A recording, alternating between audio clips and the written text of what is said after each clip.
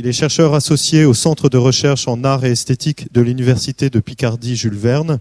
Il est notamment le co-animateur à l'EHESS du séminaire Anthropologie générale et philosophie. Si vous vous intéressez particulièrement aux racines mythologiques de la question du tissage et peut-être aux prémices prélatines du tressage entre texte et tissage, moi je pensais à Hésiode, à Homère, puis plus tard à Pindare, nous aurons l'occasion d'en discuter. Il y a plusieurs publications sous forme d'articles qui peuvent vous intéresser, notamment l'autorité dans les épopées homériques entre absolu et relatif, qui a paru dans les mises en scène de l'autorité dans l'Antiquité, les enjeux de la fluidité, retour sur l'intelligence homérique du mouvement, dans Penser le mouvement, qui est un colloque en ligne diffusé par Fabula.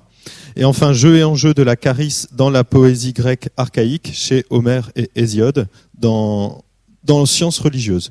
Voilà, je lui cède immédiatement la parole et on va l'écouter avec plaisir. Merci Ludovic et merci aussi d'organiser une journée véritablement pluridisciplinaire au sens le plus fort du terme.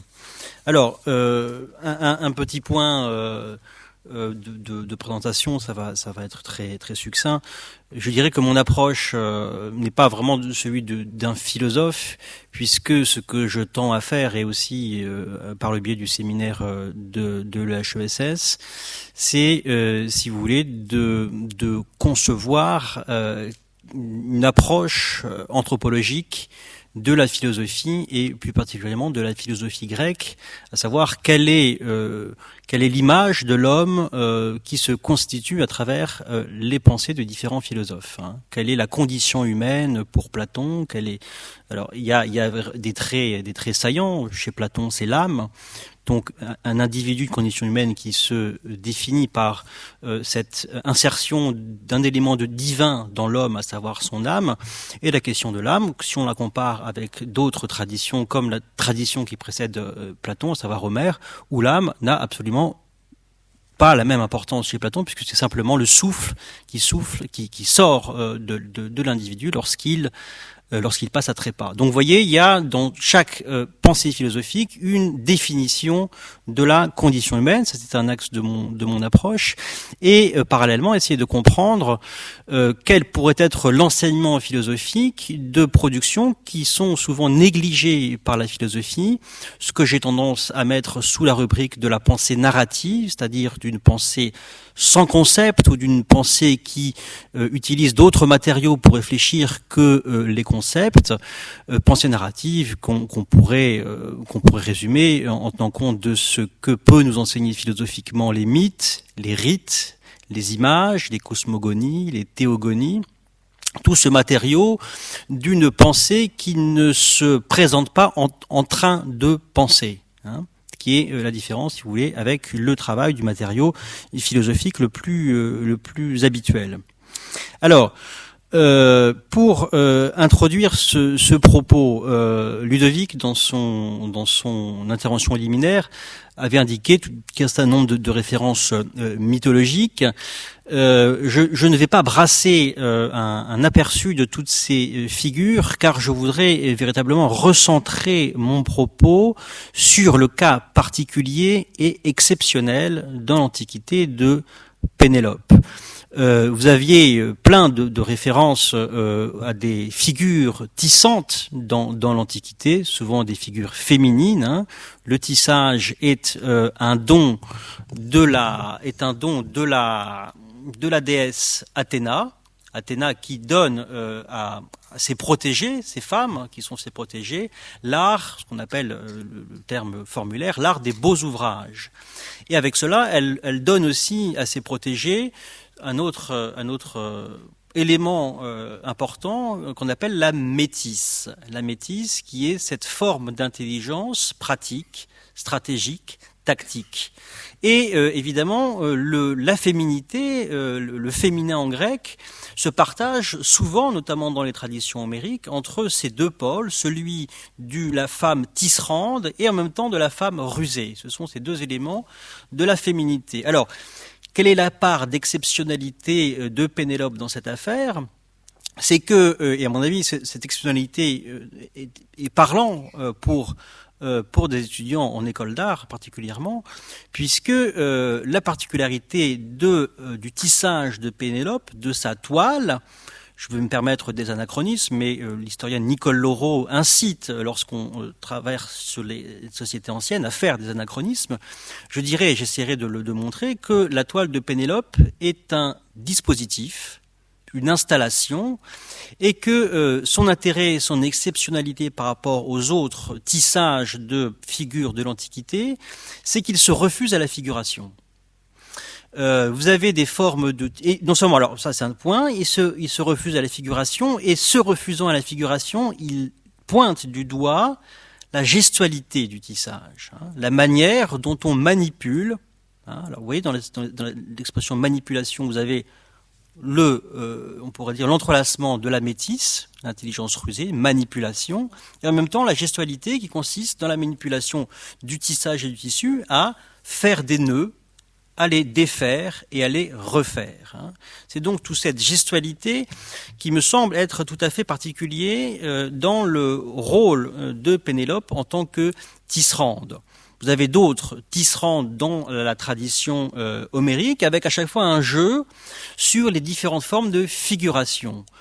Vous aviez par exemple dans l'Iliade Andromaque, l'épouse d'Hector, qui est décrite en train de tisser une toile, et il est précisé dans la tradition qu'elle tisse une toile décorative, une toile florale avec des éléments floraux sur les bords de la toile, c'est indiqué dans le texte, et elle tisse cette toile loin dans le palais de Troie, loin des événements de la guerre de Troie, à telle enseigne que lorsque on vient lui apprendre la mort d'Hector, le messager traverse tout le palais pour lui apprendre la mort d'Hector, et elle est décrite en apprenant cette mort. Le geste qu'elle a, c'est de lâcher la navette du tissage. Donc vous avez là un tissage décoratif avec une figuration des décors floraux.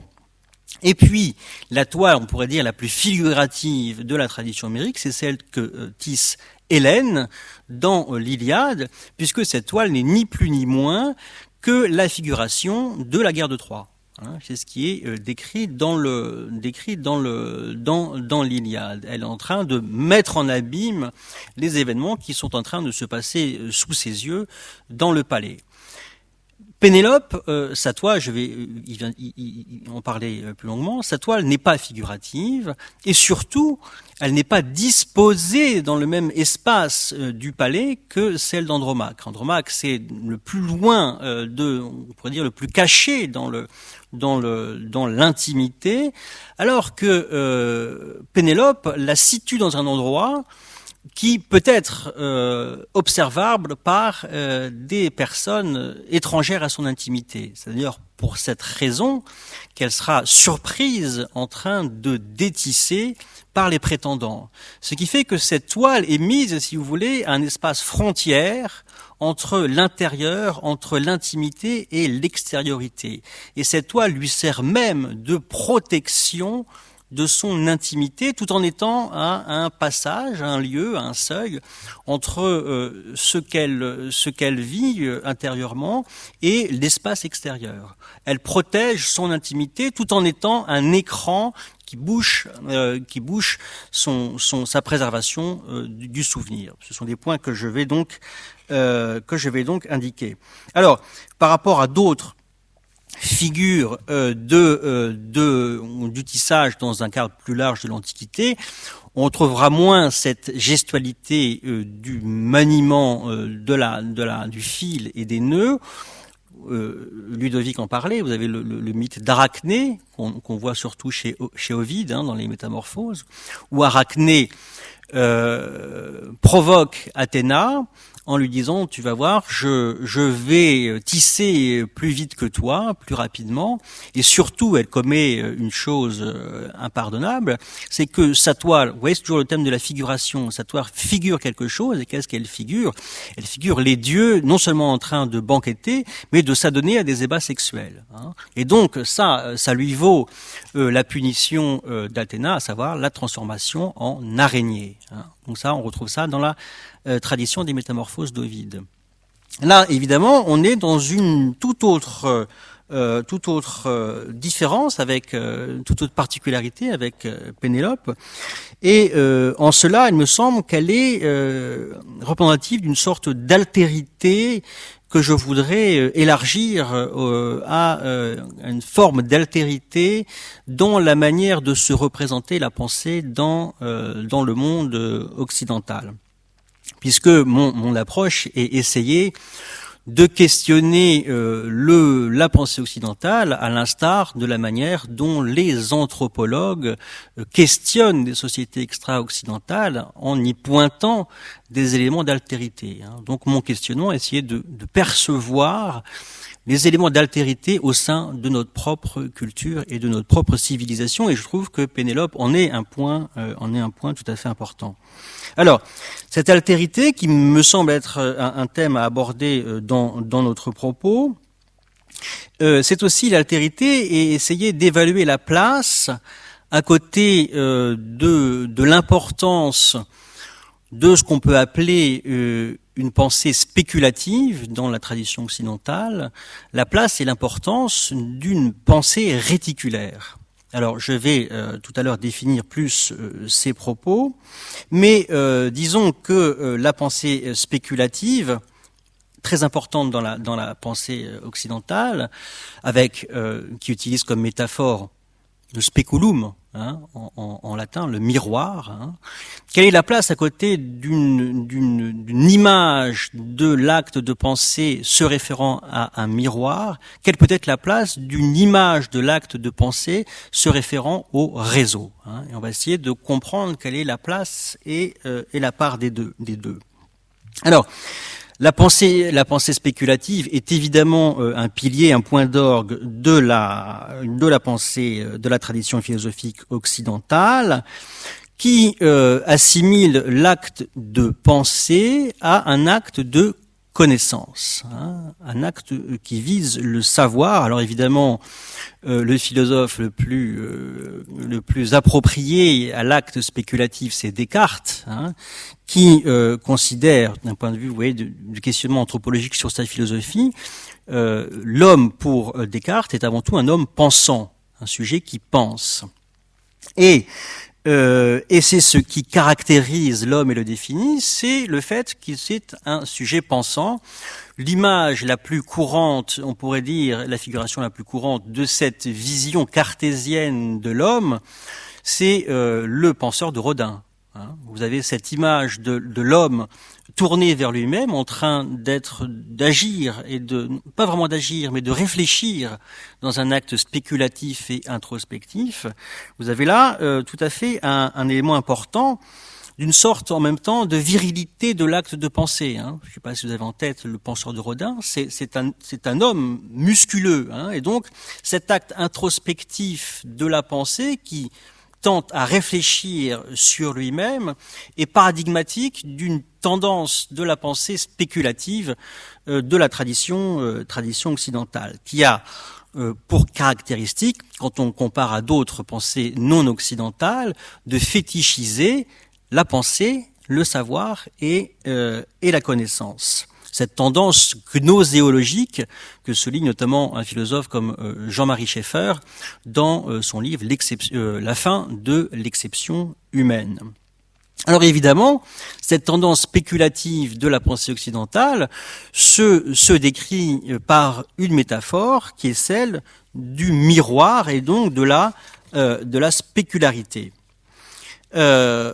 Ma question, mon sujet de recherche est essayer de traquer d'autres formes de représentation de l'acte de pensée dans la tradition occidentale, essayer de trouver une altérité à cette manière de penser, une pensée qui aurait aussi peut-être d'autres objectifs que d'être uniquement axée sur le savoir et la connaissance, mais qui accorderait une large importance à l'idée de l'agir et du créer. Et comment est-ce que, en ayant comme objectif cette manière de figurer l'acte de pensée visant l'action et la création, de quelle manière est-ce qu'il ne faudrait pas, dans ce cas-là, convoquer des métaphores qui ne soient pas celles, précisément, du miroir et de la spécularité? Et c'est, à mon avis, dans ce mouvement que l'on peut introduire et considérer la pertinence de la métaphore réticulaire et de la réticulation du réseau. Donc il me semble que, et c'est ce que je vais essayer de montrer, dans la représentation du monde occidental, cette pensée réticulaire a eu une place et une importance à côté de la pensée du spéculaire et de la pensée spéculative. Alors, une référence pour pointer véritablement la place de la pensée spéculative dans la tradition occidentale, c'est particulièrement révélé dans le livre de Richard Rorty, le philosophe Richard Rorty, qui est d'une tradition pragmatiste américaine, qui en 1980 écrit ce livre Philosophy and the Mirror of Nature, qui a été traduit en français en 1990 sous le titre L'homme spéculaire. Alors, précisément, Rorty s'en prend à la tradition spéculative, donc à cette recherche, à on pourrait dire, cette association de l'idée que penser, c'est savoir, c'est faire un acte de savoir. C'est donc une manière qu'a Rorty de décortiquer, d'analyser, de critiquer le tournant de la pensée philosophique occidentale, notamment avec Descartes, qui est devenue une théorie, une recherche et une théorie de la connaissance, dont le but de cette tradition spéculative est d'arriver à une connaissance de la vérité en soi. Le terme en soi est fondamental parce qu'il nous permet aussi de comprendre une grande part de la philosophie platonicienne.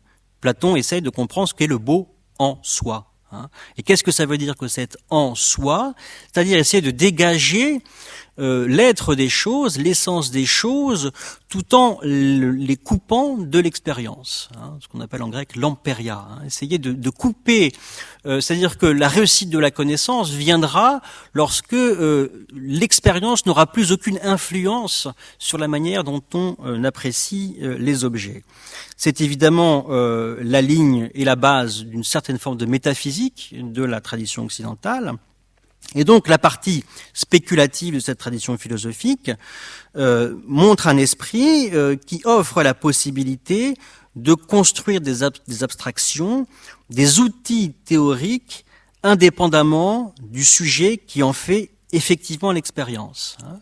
Donc c'est essayer de couper les nuisances. On pourrait pas utiliser ce terme en référence à la pensée de Descartes. L'expérience nuit à la connaissance, au savoir. Alors, on a plein de cas de cette influence de la pensée spéculative, une sorte de qui tend à devenir une sorte de scientisme. C'est la critique qui est faite la plus couramment à l'anthropologie de Lévi-Strauss, à son scientisme, qui fait qu'on étudie les mythes sans les rites, sans l'imprégnation empirique des mythes. Alors, dans cette pensée spéculative, si on l'étudie plus en détail, il y a une place évidemment fondamentale réservée à la métaphore du speculum, du miroir. Le spéculaire, dans cette philosophie de la connaissance, le savoir, la connaissance, est un reflet du monde, un reflet objectif du monde. Le savoir est un miroir de la nature. Descartes ne cesse d'employer la référence au miroir. Hein. Donc ce miroir, ce savoir, est perçu comme étant une connaissance fondée sur une correspondance entre le réel et la connaissance, entre le reflet et ce qu'il reflète. Vous voyez, le travail de réflexion, de réfléchir. Donc, ce travail de réflexion du spéculaire est évidemment adossé à l'utilisation aussi très forte chez Descartes de la vision.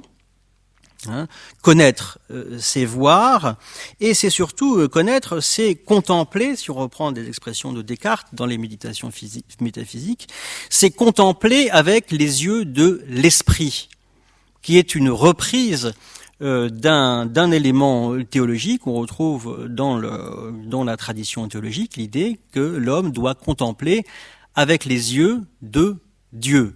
Hein. Tout ça pour vous dire que le cartésianisme a des fondements théologiques extrêmement forts. Hein. Ça, c'est un élément qu'il ne faut pas perdre de vue. Donc, ce travail de spéculation est un travail de jugement sur les représentations mentales du monde extérieur qui se reflète sur un miroir qui est en nous. Donc vous avez le monde extérieur, puis vous avez les représentations mentales de ce monde extérieur qui viennent se porter, s'afficher, se refléter sur un miroir. Donc cette métaphore du miroir qu'il s'agit d'observer, et plus on observera le miroir, plus on comprendra la nature et le processus de la pensée.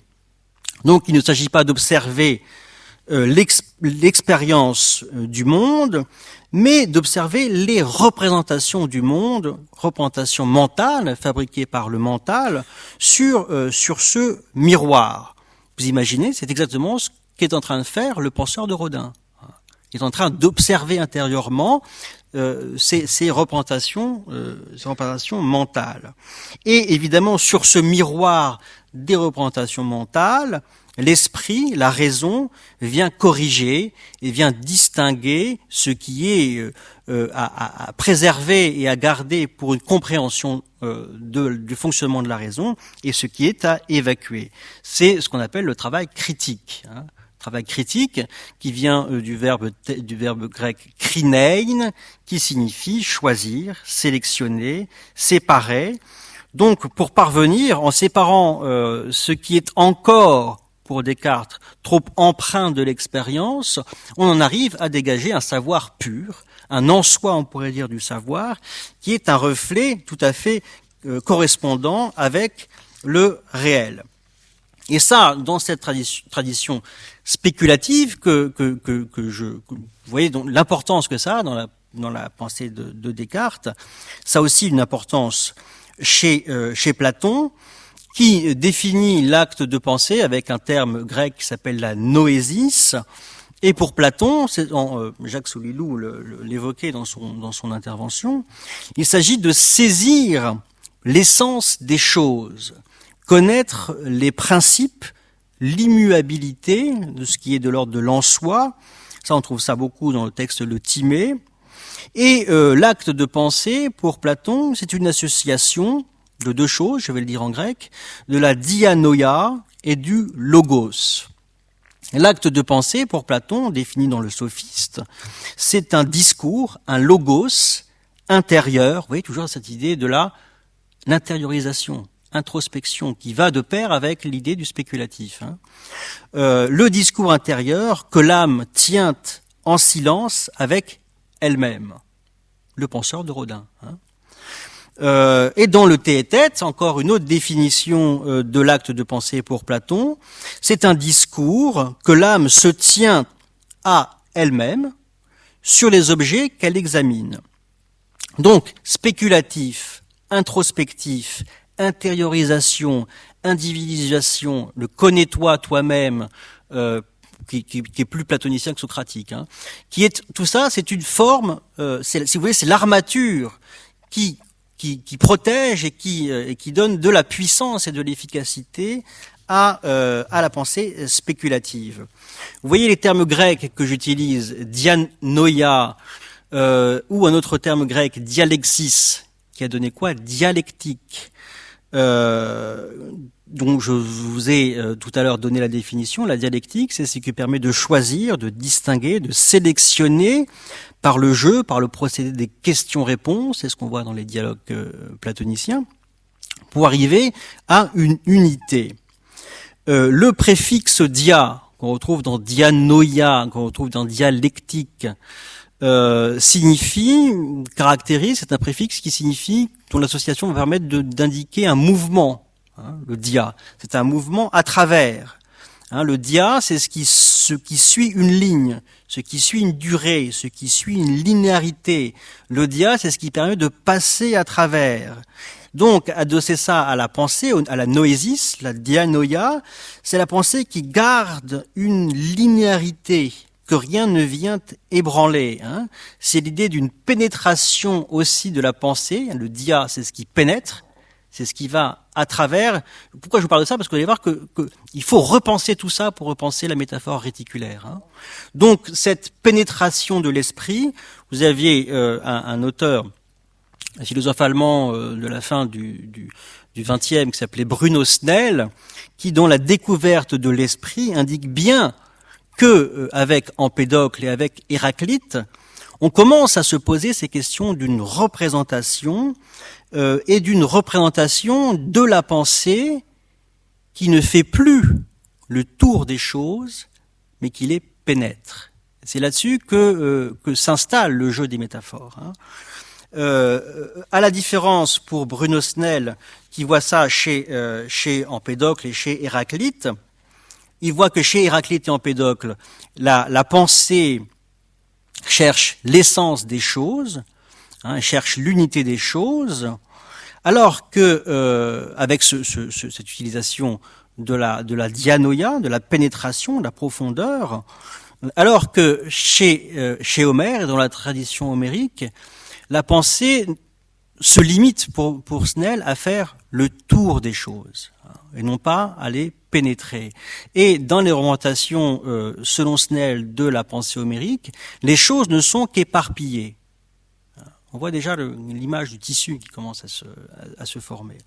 Alors que pour Bruno Snell, l'évolution de la pensée occidentale vient à un moment important lorsque l'idée du philosophe, c'est de pénétrer les choses. Non pas en faire le tour, mais de les pénétrer. Non pas d'en considérer les périmètres, mais d'en considérer le cœur, les noyaux, l'être et les essences. Le vocabulaire d'Empédocle et de Héraclite, c'est pas celui de la dianoia, la noésis, mais ils utilisent plus volontiers des termes formés à partir du verbe phronein, qui a donné la phronésis, important dans la philosophie d'Aristote, la sophrosuné, c'est-à-dire qu'ils utilisent un vocabulaire par rapport à la noésis platonicienne, un vocabulaire qui reste encore ancré dans l'empirique, dans l'expérience. La sophrosuné et la phronésis aristotélicienne, c'est l'idée de modération et de prudence. Alors, si je résume les choses avant d'en venir à la possibilité de penser les choses d'une manière réticulaire et non pas spéculaire. Cette pensée spéculative, si je la résume, elle s'articule autour de cette métaphore du miroir, de l'écran, sur lequel sont projetés iconiquement, on pourrait dire, les représentations mentales, avec un esprit qui regarde tout ça et qui corrige et qui parvient à une réflexion grâce à une pensée qui se faufile, qui tranche, qui coupe et qui distingue une pensée du dia. Alors évidemment, cette pensée spéculative, elle fonctionne tout à fait convenablement dans des contextes philosophiques particuliers, celui d'un monde équilibré, d'un monde pacifié, d'un monde, on pourrait dire, sans turbulence. Mais lorsque le monde bascule dans la crise, lorsque le monde bascule dans des conflits, dans la conflictualité, est-ce que ce modèle de pensée spéculatif, est-ce que la métaphore du miroir est encore la toile de fond la plus adaptée à ce contexte de crise? Et la représentation, on pourrait dire, occidentale des contextes de crise, c'est évidemment les épopées. Les épopées sont une littérature de la crise, des situations critiques, et on voit que les épopées, précisément, vont instiller une représentation de l'acte de pensée qui ne peut pas être le même, puisque le contexte n'est pas le même. Vous voyez, dans tous les dialogues platoniciens, Socrate discute avec ses interlocuteurs dans des lieux complètement, vous voyez, c'est des cours d'eau, on est sous un arbre, dans des lieux extrêmement pacifiés. Hein. La vue de Platon, notamment dans la République, c'est de parvenir à un monde irénique, un monde sans conflit. Mais qu'est-ce qui se passe quand il y a du conflit? Comment penser lorsqu'il y a du conflit, hein?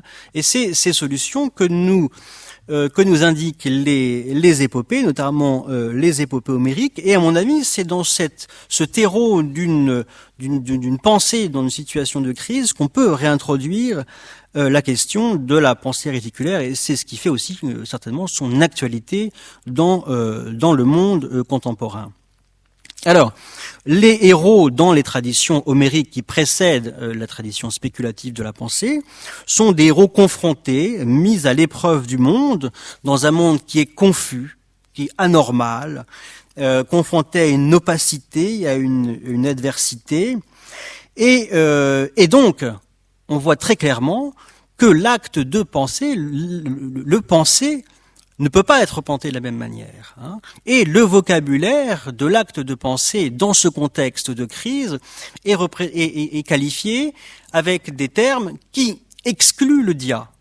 Hein. Vous aviez le dianoia tout à l'heure, et pour dire que des gens pensent, que des gens sont intelligents, hein, que des gens possèdent, on va dire, une intelligence tactique et critique, la tradition homérique enlèvera ce préfixe dia, et substituera à ce préfixe des préfixes qui tournent autour du péri, ce qui est autour d'eux, ce qui est rond, ce qui est autour d'eux, et puis le pollu. Le pollu, c'est la question de l'abondance. Donc il n'y a plus de dia, il n'y a plus d'idée d'une pensée qui traverse les choses, d'une pensée inébranlable, qui est le principe cartésien. Hein. Rien ne peut ébranler, je pense donc je suis, ça s'arrête là. Hein. Donc le fait que je pense, le fait et l'idée que j'existe. Sauf qu'évidemment, on peut aussi exister, on peut aussi penser qu'on n'existe pas. Ça, c'est pas du tout évidemment abordé par Descartes. Là, on est dans une pensée qui évite, dans la pensée épique, qui évite l'idée d'une héroïsation de la pensée. Et donc, on est avec un vocabulaire utilisant le pollu et le péri, et c'est par ces termes qui vont reprendre le verbe phronein, qu'on avait vu chez Héraclite et chez Empédocle, en y ajoutant péri, qui donne le terme périphrone.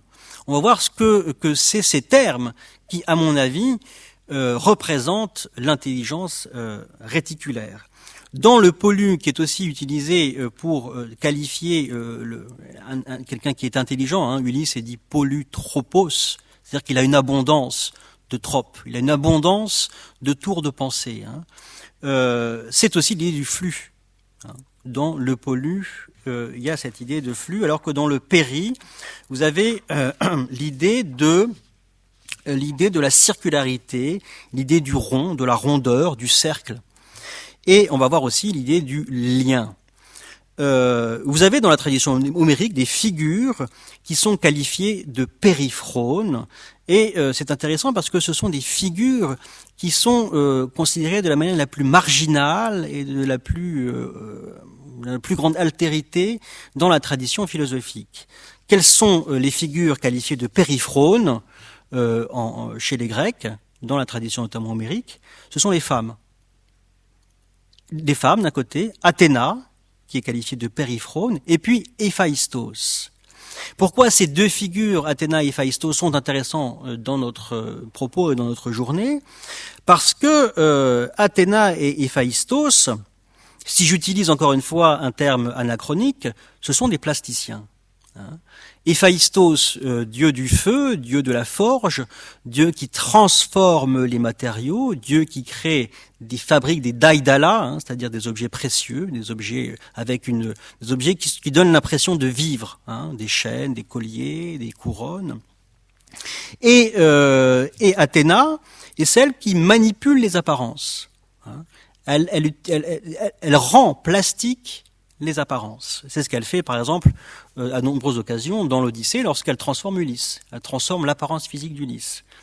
Et donc, ce sont des figures de la manipulation, des figures de la plasticité, qui sont loin, évidemment, si vous voulez, d'un point de vue, là on avait une discussion un peu esthétique. Là, on est très loin dans le vocabulaire et dans l'esthétique homérique du beau platonicien. Et je trouve qu'on est dans des paradigmes beaucoup plus contemporains, en l'occurrence, alors que c'est avant Platon, vous voyez. Donc cette idée de plasticité, cette idée de transformation, et tous ces héros qualifiés de Polytropos et de Périphrone sont dotés de métis, terme qu'on a vu tout à l'heure, dont la racine étymologique de la métisse, c'est l'idée de mesurer, mais aussi l'idée de méditer. Donc l'idée de penser l'avenir, d'ourdir, d'avoir un dessein. Donc on est là, avec ces figures et cette description de l'acte de pensée, dans une qualification qui n'est pas celle de l'acte de pensée tourné vers la connaissance, vers le spéculatif et vers l'introspectif, mais on est dans les bases, les paradigmes de la pensée pragmatique et de la pensée stratégique. Métis que les anthropologues Marcel Détienne et Jean-Pierre Vernant ont étudié dans un ouvrage de 1974 qui s'intitule « Les ruses de l'intelligence, la métisse des Grecs » et qui disait que la métisse était l'intelligence utilisée par les chasseurs, les pêcheurs, c'est-à-dire ceux qui utilisent le cercle, ceux qui utilisent le lien, ceux qui fabriquent des filets, qui fabriquent des pièges, qui fabriquent des toiles. C'est ceux qui assemblent des fils, qui font des nœuds. Donc vous voyez où je veux en venir. Cette métisse est l'intelligence de ceux qui fabriquent des réseaux. Et donc cette tradition homérique valorise cette forme d'intelligence pratique et stratégique avec une manière réticulaire de considérer le rapport à son propre corps, on pourrait dire, la manière dont on agit sur les choses. Et non seulement Pénélope est qualifiée de Périphrone dans l'Odyssée, mais sa toile qu'elle tisse est qualifiée de Périmétros. Donc on voit là deux choses avec deux fois l'utilisation de ce préfixe péri. Périmétros, terme qu'on retrouvera notamment chez Oppien. Oppien, c'est celui qui écrit dans l'Antiquité les traités de chasse et de pêche. Et qu'est-ce que c'est qu'une toile périmétros? C'est un filet de pêche. Donc on a là l'idée du périmétros, si vous voulez, c'est l'idée du périmètre. Quand vous voyez tout à l'heure, je parlais de Snell, qui disait que l'importance de la pensée, c'est d'aller dans le profondeur, d'aller dans le cœur des choses. Là, on est dans une métaphore de la pensée qui vise, au contraire, stratégiquement, à considérer les périmètres, considérer ce qui entoure les choses. Le périmétros, c'est dans la toile, de la manière dont on caractérise la toile de Pénélope, c'est de dire que simplement elle est immense. Elle a une taille immense, elle est circulaire, et surtout, elle est insaisissable. Je me demande si c'est pas justement une des caractéristiques du réseau en tant que tel, c'est d'être finalement assez insaisissable, faute de pouvoir en faire le tour. On a d'ailleurs reproché l'adjectif périphrone. Certains commentateurs l'ont interprété péjorativement en disant oui, c'est la preuve de l'esprit hautain de Pénélope, son esprit distant, son esprit insaisissable. Mais on peut aussi le considérer comme tout simplement l'expression d'une intelligence réticulaire, d'une intelligence du réseau. L'esprit périphrone, c'est l'esprit qui arrive à faire le tour de toutes les questions, auxquelles rien n'échappe et qui s'étend dans toutes les directions. C'est ça que signifie le terme périphrone. Ce qui illustre, on pourrait dire, la supériorité mentale de Pénélope, supériorité dans l'ordre de la pragmatique, dans l'habileté à l'analyse, habileté qu'on retrouve dans la manière dont elle utilise le fil, la toile, dans le dispositif qui est la toile qu'elle place pour se protéger des prétendants. C'est un dispositif, cette toile, c'est une installation, en utilisant le terme anachronique, à plusieurs niveaux. Cette toile de Pénélope est d'abord on pourrait dire un dispositif discursif. Parce que comment ça fonctionne, cette toile de Pénélope ?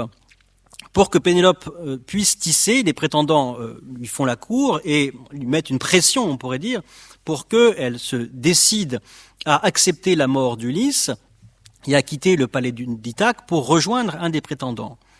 Et Pénélope dit « Ok, d'accord, je vais faire ça, mais avant, laissez-moi tisser une toile qui deviendra un linceul pour le moment où mon beau-père, Laërte, le père d'Ulysse, mourra. Il faut absolument qu'il ait un linceul. Et elle ajoute, vous voyez voir la subtilité discursive de Pénélope, elle ajoute, si je le fais pas, j'aurai la honte. Et les habitants d'Ithaque m'en voudront, et cette rancœur des habitants d'Ithaque se répercutera sur vous, prétendants, qui partirez avec moi.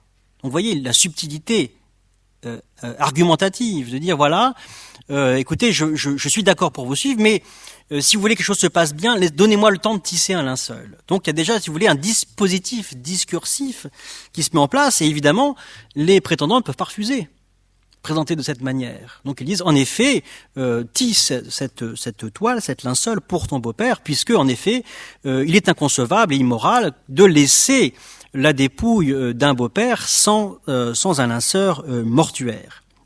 Et puis, dispositif réel, je l'ai abordé tout à l'heure en introduction, dans la manière dont elle pose ce métier à tisser. Je vous rappelais que les métiers à tisser mycéniens sont des métiers à tisser verticaux, qui sont plantés dans le sol. Vous voyez, donc il y a une espèce de solidité dans ce métier qui fait écran vis-à-vis des velléités des prétendants et qui lui donne donc un espace de protection. Et vous savez, ce qui est bien connu, c'est que elle tisse le jour et la nuit, elle vient détisser ce qu'elle a fait le jour. Ça, on retrouve ça beaucoup par exemple dans les Mille et une nuits, ce même dispositif qui tente à faire reculer l'échéance défavorable. Et surtout, ce que j'avais dit d'ailleurs en introduction, ce qui est frappant, c'est que la nature de cette toile ne peut qu'être non figurative, parce que elle peut pas avoir d'objectivité ou d'objectivité. Pourquoi ? Parce que si elle devenait un objet, ça veut dire qu'elle accepterait de quitter le palais, et qu'elle accepterait la mort d'Ulysse. Et le détissage lui permet de gagner du temps et symboliquement de refuser la mort d'Ulysse. Donc c'est un blocage. Elle met dans une situation aporétique. Donc il ne faut pas que cette toile soit un objet. Il ne faut pas qu'elle soit figurative. Vous voyez, à la différence des tissages d'Andromaque et d'Hélène. Il ne faut pas que l'œuvre soit achevée dans un premier temps. Dans un second temps, on verra les choses se passent différemment. Donc elle détisse, elle bloque le temps, et le verbe utilisé par la tradition homérique pour décrire ce détissage, c'est le verbe analuo, qui signifie évidemment détisser, dissoudre, mais aussi résoudre et surtout analyser. Analuo signifie analyser. Terme qui est utilisé par exemple dans Aristote dans l'éthique à Nicomaque, où pour Aristote, analuo, c'est examiner la manière de réaliser les choses. Analuo, examiner la manière de réaliser les choses. Et qu'est-ce que fait Pénélope en tissant et en détissant ? Elle défait ce nœud qu'elle analyse. C'est un travail d'analyse du nœud pour, dans un troisième temps, nouer un nœud plus solide. Parce que dans il y a le temps du tissage, qui lui fait gagner du temps avec le détissage, et surtout, élément important, c'est le retissage. Le fait de refaire des nœuds, de manipuler les nœuds dans ce geste réticulaire pour faire un nœud plus solide, ce nœud qui sera le piège des prétendants. Parce que qu'est-ce qui manque finalement dans le tissage, détissage? C'est que c'est une stratégie qui ne fait que bloquer le temps. Mais Pénélope a écho que par différents devins, par différents messagers, que Ulysse va revenir. Les devins lui disent. Donc elle est obligée de passer à une autre stratégie qui n'est pas celle de l'aporie, du blocage du temps. Donc elle est obligée de retisser. On revoit cette activité d'intelligence réticulaire. Et retisser, c'est quoi? En même temps, pour elle, c'est garder le fil du souvenir. Ce fil du souvenir qu'elle utilisait déjà en tissant. Donc il y a une nécessité du tissage au sens où elle permet de garder le souvenir d'Ulysse dans une main et de reconstruire des nœuds qui seront plus forts. Et cette symbolique du retissage de Pénélope lui permet de faire le lien entre le passé et le présent, puisque à l'heure où elle aura là achevé son tissage, je vous passe l'épisode où elle est surprise par les prétendantes en train de retisser, donc elle est obligée finalement d'abandonner le détissage, et le moment où la toile s'achève, c'est très explicite dans le texte, est le moment où Ulysse arrive à Ithaque. Donc vous voyez, cette stratégie étant trois temps, tissage nécessaire pour garder le fil du souvenir d'Ulysse, détissage pour se défaire de l'emprise des prétendants et retissage pour permettre le retour d'Ulysse. Retour d'Ulysse qui s'effectuera une sorte de restauration dans son rôle de souverain et de mari à travers une épreuve que Pénélope pense. Elle y pense en tissant, puisque vous voyez l'autre verbe pour dire tisser en grec, c'est uphaino, qui veut dire aussi méditer. Et méditer quoi? Méditer non pas d'une manière spéculative, mais méditer, ourdir des dessins, tolupéo aussi en grec, qui veut dire enrouler la bobine des idées, enrouler les différentes hypothèses, enrouler les différents éléments du piège qui va venir. Et quel est le piège qui va venir? C'est ce que médite Pénélope en tissant, c'est ce qu'on appelle le tournoi de l'arc. Moment où Ulysse revient à Ithaque, d'un seul coup, brusquement, Hélène achève la toile, qui paraît absolument, on la décrit pas figurativement d'ailleurs, elle est simplement éclatante, elle a une taille exceptionnelle, elle est éclatante. Et c'est le moment où elle annonce qu'elle s'accorde avec les volontés des prétendants, encore à une condition, qu'elle les choisisse et qu'ils se départissent à travers ce qu'on appelle le tournoi de l'arc. Et qui va s'emparer de l'arc, qui va gagner le tournoi de l'arc, c'est précisément Ulysse. Donc elle pense le tournoi de l'arc, tout en étant persuadée qu'il n'y a, dans la tradition, dans la légende, il n'y a qu'un seul personne capable de tendre l'arc, c'est Ulysse. Donc elle sait pertinemment que présentant le tournoi de l'arc, avec potentiellement la présence d'Ulysse, celui qui tendra l'arc sera forcément Ulysse. Et Ulysse va massacrer ses prétendants. Donc c'est ça qu'elle fait en tissant, c'est qu'elle imagine les différentes manières de présenter le piège qu'est le tournoi de l'arc. Et je conclus en disant que ce qui est intéressant dans cette manière réticulaire de penser et de faire acte de penser vers une stratégie et une tactique, c'est qu'on est dans une forme de pensée qui s'écarte de toute forme d'échange. C'est une pensée anti-économique, puisque Pénélope tisse pour ne pas se donner aux prétendants. Vous vous souvenez qu'il y a, en anthropologie, c'est des choses très importantes, l'idée du don et du contre-don.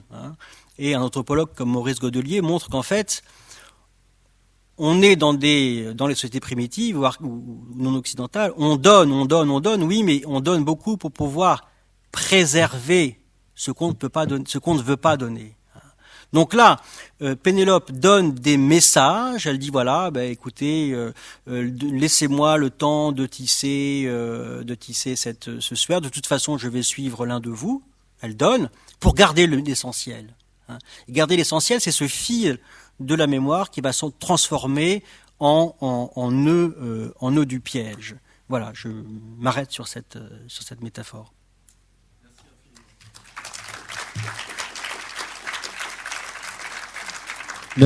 Merci beaucoup François d'Ingremont pour cet exposé passionnant. Alors quelque chose me marque au fil des différentes interventions et que vous avez rappelé à nouveau, c'est le retour du corps à l'intérieur de nos questionnements sous la forme de la sexualité, qui en effet apparaît comme étant presque indissociable de la question du tissage et plus généralement du réseau. Et ici, l'opposition que vous avez faite entre la pensée spéculaire et la pensée réticulaire est à mon avis très éclairante sur les enjeux qui nous tiennent et peut-être sur une sorte de renversement qui est aussi un renversement genré, c'est-à-dire que l'histoire de la pensée occidentale comme pensée spéculaire est une histoire virile et que l'histoire ce que Derrida avait déjà longuement souligné et que l'histoire de la pensée réticulaire, en quelque sorte de la pensée à venir, c'est celle du recours au présocratique d'une certaine manière, et celle-là est plutôt féminine. Alors peut-être dans une certaine histoire des activités mullièbres, donc des activités réservées aux femmes dans une forme de discrimination sociale et familiale, mais en même temps telle que nous on peut la réinvestir aujourd'hui, change les types de rapports et nous rappelle qu'une autre histoire de la pensée a eu lieu et même a continué d'avoir lieu et pourrait être reprise de manière critique et en situation de conflit, justement. Donc tout cela me paraît extrêmement riche et intéressant et à développer sous la trame, sous la chaîne et au niveau des franges dans tous les sens, vers l'immense, vers le périphron. Et une chose m'est revenue également, et puis je passerai la parole à la salle, où peut-être vous voudriez réagir immédiatement, c'est que je ne me souvenais plus que Pénélope était aussi une figure de la métisse, alors que Ulysse est défini comme l'homme polymétis, vraiment celui qui est presque l'extrême possible de la ruse, l'extrême possible de la sagesse du faible, c'est-à-dire celui qui ne peut pas triompher par la puissance, mais qui par le détour peut y parvenir. Et Phaistos qui produit les Daïdalas, ça nous renvoie au Daïdalon et évidemment à ce péritropos ou polytropos plutôt, qu'est le labyrinthe, qui n'est pas sans connexion évidemment avec la question du tissage, bien évidemment, surtout quand il est non figuratif. Alors je ne sais pas si vous voulez immédiatement réagir à ces petites incises rapides non construites. Oui, non, mais tout à fait. C'est vrai que vous avez une historienne du politique et de la cité athénienne comme Nicole Laureau qui était extrêmement sensible au fait que le politique de la cité athénienne s'est construit en évacuant les femmes, par exemple, en évacuant la féminité. Et le terme périphrone est l'équivalent pour Ulysse de Polytropos. Vous savez que pour comprendre la tradition épique, l'important, c'est les épithètes. Ulysse, dans l'Odyssée, avant qu'on apprenne, que soit nommé le nom propre Ulysse, il est dit chante déesse, chante muse, les exploits du Polytropos. Donc pour les Grecs, le Polytropos est même quasiment plus important qu'Ulysse. Donc c'est cette forme d'intelligence des tours. Polytropos, ça a trois sens. Ça veut dire, alors collé à la tradition épique, tradition de l'Odyssée, c'est Ulysse Polytropos, c'est celui qui est sur les chemins, il n'arrive pas à rentrer à Ithaque, donc il fait des tours, il est toujours envoyé en arrière. Polytropos, c'est celui qui a des tours d'esprit. Et Polytropos, c'est celui qui utilise des tours de langage. Donc vous voyez, on est vraiment dans une intelligence des tours, de la circularité et des liens. Et évidemment, Pénélope ne peut pas être comprise sans l'épithète périphrone, qui est l'équivalent de Polytropos pour une femme. Oui, tout à fait. Et ce qui me frappe aussi immédiatement, moi qui suis un philosophe simondonien, c'est que la définition de l'invention chez Simondon, c'est le détour. Donc ça fait un lien direct avec... On pourra ajouter aussi l'importance des nœuds dans le tissage qui sont aussi importants pour Simondon. Alors je crois qu'il y a une question qui est là à droite. Oui, non, je voulais enfoncer le clou sur la figure de Pénélope, appréhendée par les féministes des années 70 comme une figure qui concentrait tout ce qui fondait la caricature en fait des femmes, c'est-à-dire l'attente, la fidélité, l'agir sans création, puisqu'elle fait des faits, le faire semblant, la simulation. Et du coup, je me demandais quelle perspective, dans cette présentation très intéressante que vous faites, du passage de la pensée spéculaire à la pensée réticulaire, qu'est-ce que ça pourrait apporter, qu'est-ce que ça pourrait déconstruire en fait de ces quelques peut-être qualificatifs, si vous voulez, autour de la figure de Pénélope. Comment est-ce qu'on peut aller plus loin en fait ? Oui, non, mais c'est vrai que dans la tradition, on va dire féministe, Pénélope est totalement dévalorisée parce qu'on considère que voilà, c'est comme vous disiez, absolument, c'est la fille qui attend son mari, vous voyez, qui sait pas trop ce qu'elle veut, ou dit aussi elle sait pas trop ce qu'elle veut, elle est tiraillée, elle est. Alors le dernier terme, par contre, il est assez juste, l'idée de simulation parce qu'elle simule, elle simule beaucoup de choses. Mais le coup de force génial d'Homère, c'est d'avoir fait une figure de la ruse qui est en même temps une figure de la fidélité, parce qu'elle est fidèle. Et c'est ça. Alors, faut comprendre quand même que la tradition homérique, c'est des performances orales. Donc, en fait, c'est devenu texte tardivement. Donc, qu'est-ce qui se passait dans ces performances orales ? Vous aviez un Aède qui performait Homère. Homère, ça n'existe pas. C'est un nom donné à une tradition. Et donc, il jouait sur les attentes du public. Alors, les types, ils voyaient, femme métisse, pour eux, ça veut dire infidélité. Et le génie d'Homère, c'est d'avoir fait une femme qui ruse pour être fidèle. Donc vous voyez, ça, c'est évidemment des paramètres à ajouter au mythe de Pénélope. Mais alors, elle a été aussi considérée comme l'incarnation de la pensée quand même. Il y a eu des notamment vers l'époque classique, elle a été considérée comme l'incarnation de la pensée, et puis aussi ce qui est revenu à coup de force dans la tradition philosophique, c'est qu'évidemment elle est l'incarnation de la sagesse, mais la sagesse spéculative, on pourrait dire dans un sens, on pourrait dire oui, la sagesse, oui, d'accord, mais la sagesse pratique, la sagesse pragmatique. Là, on est d'accord. Mais si c'est pour dire la sagesse morale et la sagesse de la nana qui reste chez elle, qui tricote et qui fait rien, non. Vous voyez, le terme Sophia en grec, avant Platon, Sophia, ça veut dire habileté. C'est seulement avec Platon que Sophia devient la recherche d'une sagesse qui est contemplative. Avant Sophia, c'est pas contemplatif, c'est actif. Oui, non, il faut. Non, je pense que Pénélope peut être un paradigme d'une forme de représentation de l'acte de pensée qui n'est pas celui de la spéculation, du spéculatif, de la spéculation. Ce serait, moi je milite pour qu'elle soit réhabilitée dans ce sens-là. D'autres questions, remarques ? Oui, en haut à droite.